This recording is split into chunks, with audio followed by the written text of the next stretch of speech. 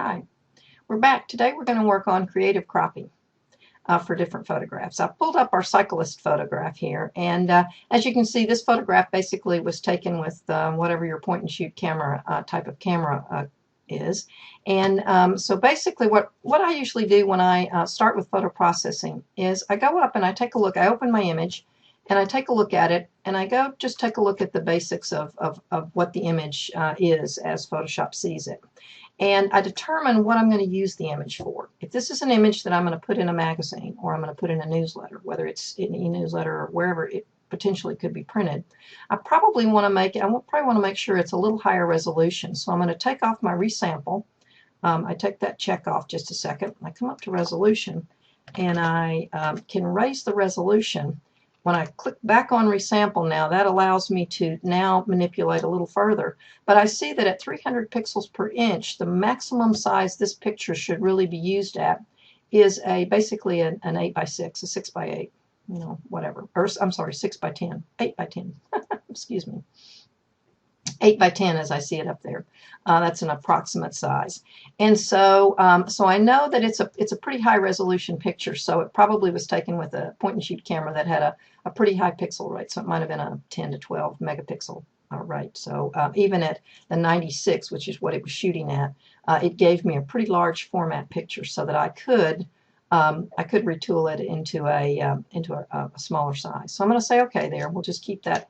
Notice nothing changes basically by me redoing it. All I've really done is change the pixel ratio and to give me a little higher quality when I'm printing. See here again on the web, if I'm going to distribute this via the web, I would want 72 is about your average DPI or PPI that you work with. So anyway, now let's start working with this picture. I'm going to creatively crop and use my cropping tool. Let's go ahead and click on the cropping tool. And what I do with the cropping tool now is if I look at this picture, I see that it's got a lot of stuff going on there that I really don't, that really detracts from my cyclist.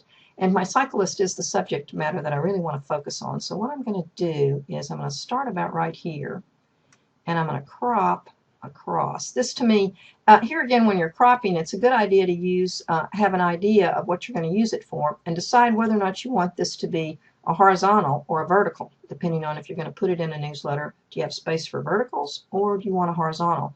With a horizontal, I'm looking at this type of a ratio, okay, versus a vertical, which might be this type of ratio.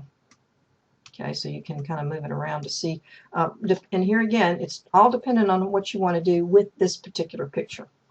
So in this case, I'm going to move it all the way out. I want to keep it a horizontal, so I'm going to stay with the horizontal format. And when I've got it cued to, or about the size that I'm looking for, so I'm getting rid of all this stuff here that basically doesn't bring anything to the picture. I'm going to click on that cropping tool again, and then I'm just going to click. Yes, I do want to crop. Photoshop has a tendency when you engage a tool to disengage it, you may click on the same button again, and then it comes up and it says, "Are you sure?" And I'm going to say, "Yes, I'm sure." So now I've cropped this picture, and now I'm going to disengage my cropping tool by clicking on my Move tool. So now I can make some other changes to the picture because we're not quite done yet. I'm looking at this and it leaves me a little flat on the color. So what I want to do is go up to the image menu, and I'm going to pull down my adjustment.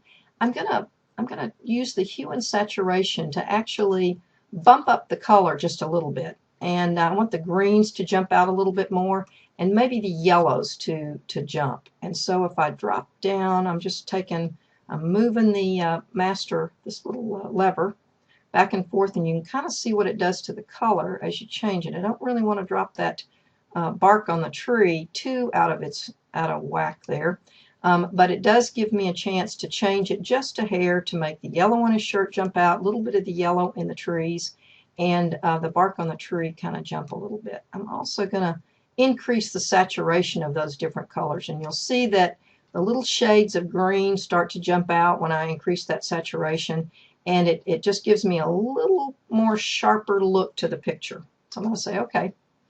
And so now basically I've got my picture, the color I like a little bit better. I'm going to, just to kind of give you an idea of what we started with, I'm going to pull this down just a little bit.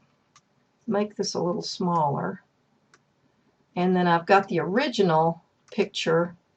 I'm going to pull this down so that it jumps into a size next to it.